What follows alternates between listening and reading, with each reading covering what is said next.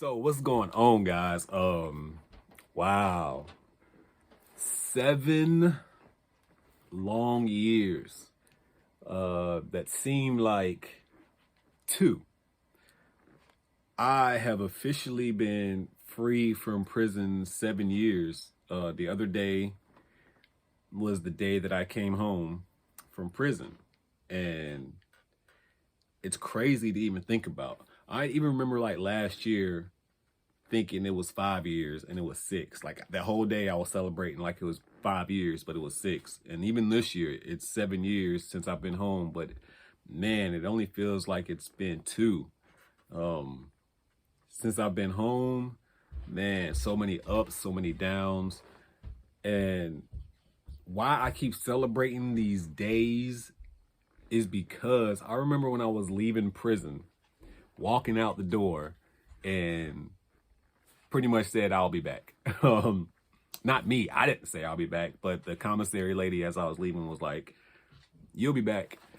And it's like, wow. And the reasoning behind me coming back was because of my work ethic, she said it wasn't the best. But you gotta understand, I just did 10 years in prison. I was about to go home. My last 6 months, I really didn't have any worries or cares in the world. I wasn't trying to work hard, especially for prison. Like they force you to work while you're locked up. So I did the bare minimum. I mean, I'm not about to bust my tail for prison. Like who does that? I mean, don't get me wrong, I'm a good worker when I want to be, but I wasn't putting my all into scrubbing floors for the penitentiary. So the fact that she felt the need to attack my work habits was comical to me at that time, just because I mean I knew that, man, I have really good work ethic. Even before I went to prison, I had good work ethic. Even while I was in prison, certain jobs I had good work ethic. Especially when I worked in the kitchen in prison, when I was taking all the groceries out of the kitchen, because I had to have good work ethic to keep that job in order to keep taking onions back to the dorm and selling them. So work ethic was never a problem, but just that statement has always just hung with me. As I watch like other people who come home from prison and hear stories and just like watch other videos, that's a common theme that you hear. When people get released from prison, you always hear, you'll be back, or we'll keep the bed warm for you, or yeah, it's just a matter of time. Like that's all you hear from prison guards. You really don't hear, man, you're going to be great in society, or you have the tools now to be able to make it and never come back. You don't hear anything positive, or I don't hear stories of things that ex-cons hear as they're walking out the door. It's sad when you walk out the door of prison and the very first thing you hear is, you'll be back. We'll leave the light on for you. Like, what kind of mess is that? But the sad reality is it's true for 3 out of 5 people. Like that's high odds. 3 out of 5 people will go back to jail and or prison in their lifetime. Luckily, I'm not one. It's been 7 years. I still have plenty of years to go if God's willing to happen to go back. But it's a true statistic. You have no idea how many people I saw go back to jail. And prison, I mean, prison, like literally, and it takes time to go to prison. You have to actually commit a crime, go to jail, get your time, and then actually get down the road to go to actual prison. Like there are steps it takes to go to prison. And I've seen people come back 3 and 4 times. So they've taken all those steps several times and end up back in prison. So every year that you're out, it's something to be celebrated to me. Especially when you've done more than 5 years. I mean, because to me, it's a traumatic experience, man, and people really don't talk about that. And it's traumatic because it's a mental struggle. I mean, sometimes there's physical battles. You got to, protect yourself. And then the fact emotionally, like you lose so much while you're locked up. Like you're in your own world while the world is still happening around you. Like people are still dying on the outside. People are still in need that you can't help, and you may be in need and certain people can't help you. It's not a good feeling, man. I don't understand how people go back. I really don't. Like, don't get me wrong. Like, I've done a bunch of stupid stuff. I've committed a lot of crimes, and I've been to jail a lot. But jail and then prison, it's like it's two different worlds, because once you're in prison, like you're there for a while. I mean, for the most part, 70% of people who go to prison, they're going to be there for a while. I mean, you don't see a lot of 90-day turnarounds who just get a number and then go back home. You do see that, but once you're down the road and past R&E, which is pretty much our intake, like if you don't make it home before you leave intake, then you're pretty much going down the road for a year or so. So, man, so now this is supposed to be me excited about my freedom, but as I started talking, it's a tragedy, seriously, how many people really go back to jail. And there's really nothing that people can hold on to keep them from that when it comes to like mass education of why people go back to prison. Prison is not there for you to be able to leave, or it's not there for you to be able to get proper education to understand why you're even there. People don't even know why they're in jail. They just think they're there because they committed a crime. Like there's so much that goes behind that. Like, you know, there's a lot of mental reasons people are in jail. People have been placed in certain situations where they don't even know, like, that's all they will know is a life of crime, and it's not their fault. Some people actually make decisions to go commit crimes, but there's also people who grew up in that area, around that neighborhood, in their household. That's literally all they know. They kind of didn't have a choice, because it goes back to, unfortunately, I'm gonna say religion.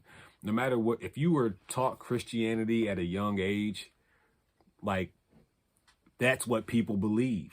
If you were a Muslim growing up, that's what people believe. It takes a lot of people, a lot of change and ambition to be able to just swap religions like that. Like you grew up Christian and then you become a Muslim. Like, something had to happen for you to make that decision. So if you grew up in a household of nothing but violence and poverty, and then all of a sudden you get a book in your hand about financial freedom, or if you get a book in your hand about changing your mentality or the way you think, or maybe while you were caught in that situation, that could be the turning point for you. But a lot of people don't get that. All they get is life of crime, go to prison. While you're in prison, you get no education. So you come home back to a life of crime, because you go right back to poverty. You now have something on your record that is not good. And if you're black, you already know what time it is. That's another strike. You're black, you're a male, and you have a felony. Man, your life is probably not good at all. And that's just the sad reality of truth. So just imagine, once you have that felony on your record, how hard it is to get good jobs, how society automatically places you in a certain light. It's kind of sad. Like, there's people I go around all the time, and I'm a felon, and they know me, and I can see how they act when I'm around, because I'm a felon. And don't get me wrong, there's some people I will go around and they don't even care. I mean, obviously they know me. They'll leave me in their house for days. They trust. But then there's people who still know me, and you come around and you can just see them before they get up and walk out the room, grab their purse or something, or it's just like small stuff like that. So it's like, once that stigma of felon is on you, it's not going nowhere. And that's sad, because there's no such thing as you did your crime, you did the crime, now you did your time.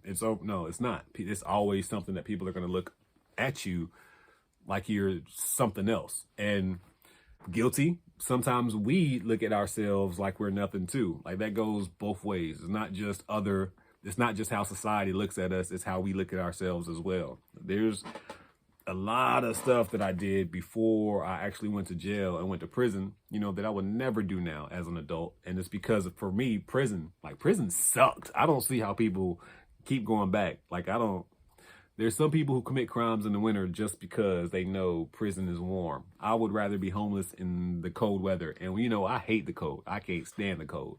But prison sucks, man. Like, having to pretty much lean on somebody else. And then, with that being said, being told what to do at the same time. Like, you have to lean on your family and friends on the outside to be taken care of. But then you got to listen to these prison guards who have bad days at their house and come home with or come to work with bad attitudes. And now they're yelling at you because they had a bad day or they didn't get none or whatever the case may be. It's crazy when you're forced to deal with other personalities. You're stuck in a cell with 3 other random people that you've never probably would have met in any other condition. You probably would have never, if you saw each other in the mall, you probably would have kept walking past each other. But now you're both locked up together in the same room, all kinds of personalities. And it's not like you get to pick and choose who you want your roommates to be. Man, prison sucks, man. Freedom's so much better. Freedom is so much better, man. I can't even... I always say that I would take any good day that I had in prison for any bad day that I had on the streets. Because like you just can control so much more when you're free. You know, if you don't have nothing, there's so many different ways and methods to make a way for yourself in the streets. While you're locked up, if you need money, like there's only so much you can do without really degrading yourself. And I'm saying, like, there's just certain things that I personally wouldn't do. Like, you know, you got people back there washing people's socks and drawers and boxers and stuff like that, just so they can have a soup or a candy bar and stuff like that. Man, there's just certain jobs back there that people do. And it's like, man, like you wouldn't have to do this. I take that back. You do this back here, but you wouldn't do half of the same stuff on the street to keep out of prison. Like, ooh, that is so true, man. So true. Like that. Oh man, y'all have no idea. Like people literally will lick the floor for a honey bun or eat bugs or do something entertaining just to be seen. Prison is sad, man. It's sad. And the mentality of a bunch of tough guys back there, that's not always true, because those same tough guys,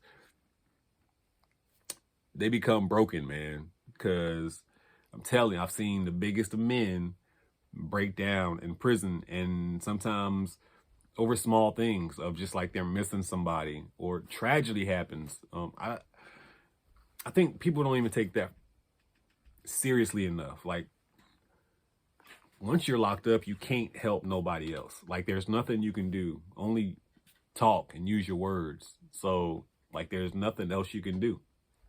I mean, some people go to jail and they have money and they can take care of their family while they're still in jail, or you can make money while you're in prison and take care of your family. Like that, of course, but there's nothing like that presence of a person. Like again, when you have tragedy on the outside, there's nobody there to be able to console them because you're locked up. So humans need other humans. What do you think they're going to do? Find somebody who can console them. Like, it's rare people are faithful, man. And that's just the truth. People aren't faithful from either side of the spectrum. Those at home and even those who are locked up, because again, you're around dudes all day. And then once you get a cell phone in your hand and start playing on the cell phone, you get to reach the outside world. And then maybe your significant other isn't available for you. So you're just talking to whoever you can talk to now. And there's so many desperate people on the streets that they interact with people behind bars, and now you have all these fake relationships. It's kind of like catfish, but you kind of know who you're dating, but you'll never ever see each other kind of stuff. It's weird, man. The predicaments you put yourself in when you're locked up, like it's crazy. It's really crazy. I'm so grateful to be where I am now, and I am not even fully satisfied with where I'm at. Not even close. Not even close. Like, low key, I probably hate my life, but I'd rather hate my life on the outside than love my life on the inside.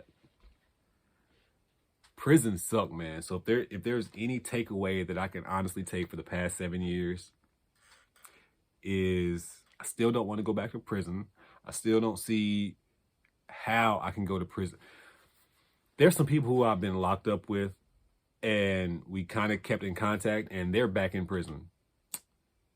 And it's not just one or two. And that's the sad part. It's literally almost everybody who came home that I know. That 3 and 5 rule is true, man. Like 3 out of 5 of them are back in jail, back in prison.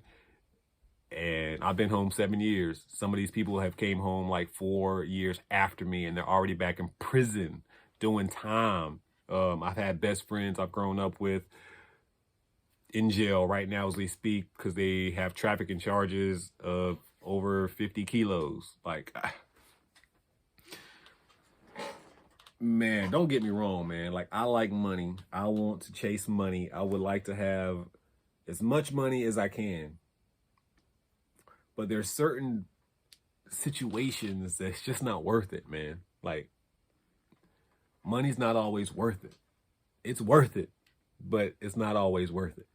Like, what are you willing to do for it? You know, the sad reality is a lot of us are in prison because we didn't want to go the route of working hard to make money. We tried to make some quick money, or we tried to rob somebody to do it, or we stole something to do it, or we did something drug related, sold drugs to get it quicker than normally by going to a regular job. But I just think that's because we just never really learned the value of money, and which is more valuable, our life or money.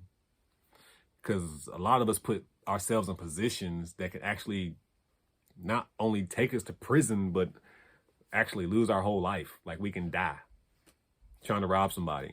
What if they had a gun? What if they were setting us up? What if they had security we didn't know about?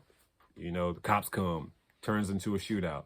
Like, there's so many situations that we put ourselves in, and jail is not even the worst one. That's crazy, man.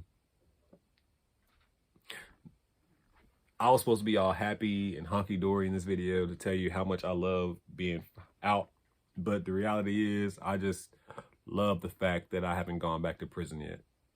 And I love proving the people wrong that you'll be back to prison, because I'm not. And I'm not going back. And I know they be like, never say never, but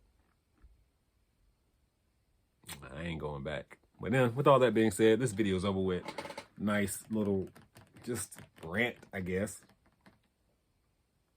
I wish I can really just take you inside of how I'm actually feeling right now. Just even talking about prison is kind of, you don't realize how much it sucks, man. Like, I've seen people die in prison, seen people get stabbed up with just like randomness, like people taking legs off desks that we had in our rooms and just hitting each other with it, people making knives and getting stabbed several times.